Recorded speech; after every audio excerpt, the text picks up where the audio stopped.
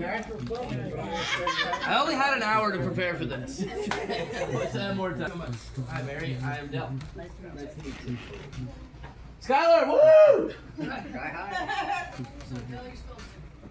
What? Oh. All right. I do that. For today, we're going to be talking about the cycle of anxiety or avoidance.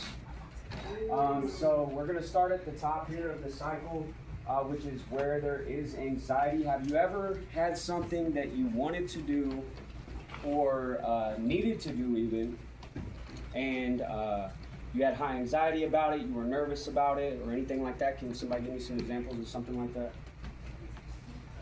You before performing on Yeah. Wednesday. Yeah, me last night for sure. I would definitely had some anxiety about getting up here and doing Jesus rap music for sure. Anything else?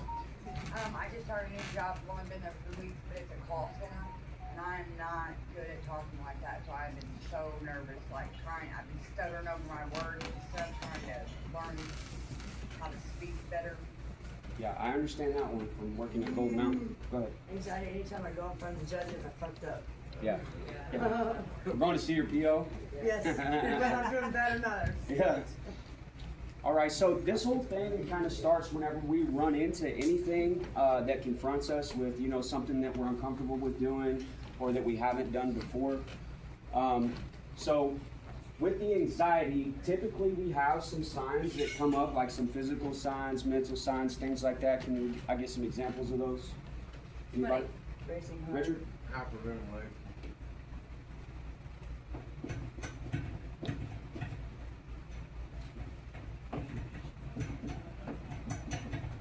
All right, anything else? Sweaty palms. Sweaty palms, that's a good one. I get sweaty palms.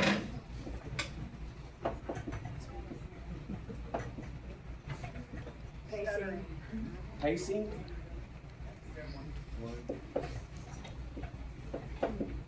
High blood pressure. Yeah, increased heart rate. Yeah. Heart racing, that's one for me too.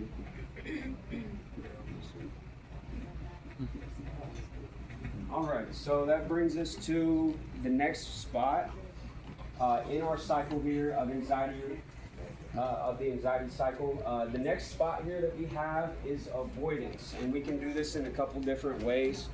We can physically avoid it, like, if we got anxiety about going to see the PO, we could always duck the PO and get a warrant. Or if you're nervous about a job, you could just skip the interview, something like that. Can somebody give me some examples of something that you went through that you've avoided because of anxiety? Going to court. Yeah, that's one for sure, especially if you know that you're facing jail time. Anybody else? Going on the run. Yeah, going on the run for sure. That'll get your heart going. All right, so this can happen both physically and emotionally. So we could physically avoid it, go to a new location or duck the PO or anything like that. And emotionally, we can also go through this situation, like going to go see your PO or anything else, and we can actually suppress the anxiety and not actually deal with it internally. So now there's a good and a bad side to this because there are healthy fears. Can somebody give me some examples of some healthy fears?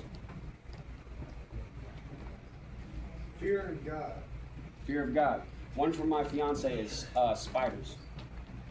She gets high anxiety about spiders. Snakes. Snakes is one. Okay. So those are healthy fears. We get a type of anxiety. That thing goes off in our brain. It's like fight or flight, and you have a healthy response for anxiety. Yeah, go ahead. My buddy says sober sex. That can give you anxiety for sure, especially if you're used to using before having sex. Okay, and so now there's a good and a bad side to this, of course, because there are healthy fears and there are unhealthy fears. Now, after the avoidance, what you get in the cycle is a short-term relief from avoiding. So, you don't go to the PO, you're like, cool, I don't have to deal with that today, I'll deal with that another time. Put that off, I don't have to go to that court date. I'll go apply for a different job. That hiring manager kind of had me nervous, so I'll go put an application in somewhere else. So we get short-term relief from that.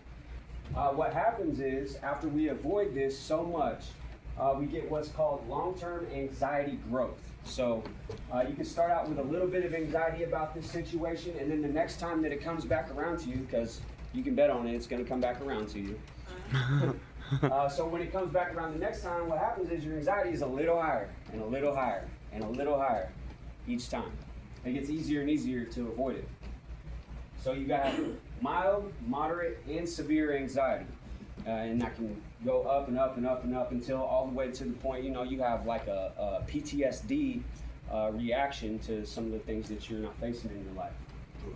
Now, how do we break this cycle? Anybody? Stop avoiding. Stop avoiding. Gradually start doing the things that make you anxious. Exactly. So we got to gradually start facing our fears. We can start out with something small. If you're afraid of spiders, instead of like shrieking and running away from the spider, maybe you can take a shoe off and kill it for the first time. You know what I mean? You know, so you start out small, and this starts going down for you, and you start attacking some of these things that give you anxiety. You build self-esteem, you build confidence, and you start facing some fears and accomplishing some things that were outside of your comfort zone before. And that is the cycle of anxiety and avoidance. Thank you guys for letting me teach you guys.